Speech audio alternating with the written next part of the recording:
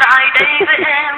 và mình cùng hòa theo bước quen nhắn ta kề vai sát vai trong cơn đêm mong phá và u hoài lời mưa trao tình ta đã say trong con tim chợt nghe mất đây còn gì bằng khi tay nắm tay ta bay trong giấc mơ tuyệt vời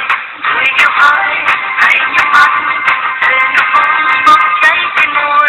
tình yêu đó yêu nhạc đó làm mình say mê đắm trọn đời luôn tình đâu luôn tình đâu là hơi ấm mãi thắm trong tim vòng tay xiết bật một yêu mình bên nhau mãi không chia lìa người yêu ơi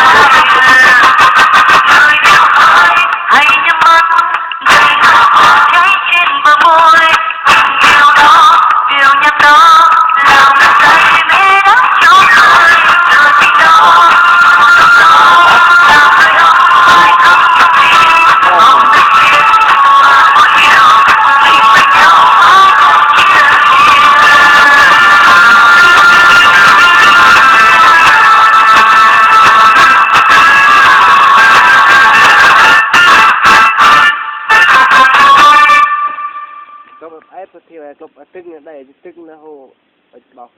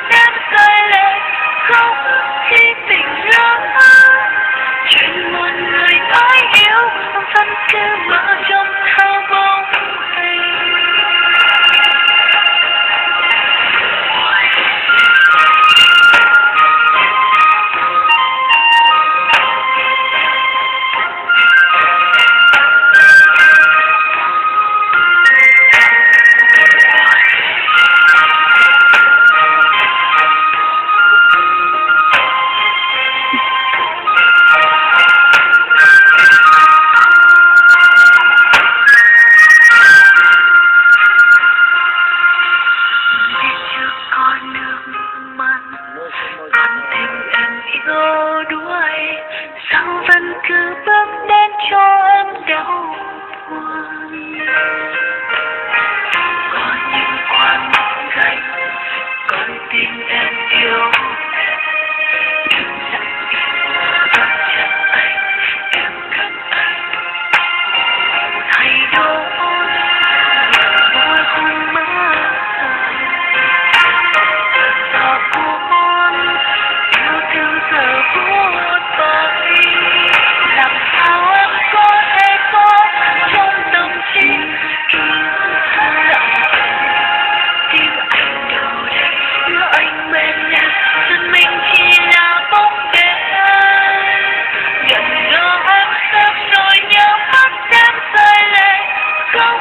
khi tình lỡ chuyện một người mới yêu vẫn cứ mơ trong theo bóng đêm. Làm sao em có thể gió trong tâm trí ký ức xưa lại về tim anh đâu đây nhớ anh bên em dân mình chỉ là bóng đêm. Giờ em sắp nỗi nhớ mắt em rơi lệ không khi tình lỡ chuyện một người mới yêu vẫn cứ mơ trong theo bóng đêm. Chuyện một người mới yêu vẫn cứ mơ trong theo bóng đêm.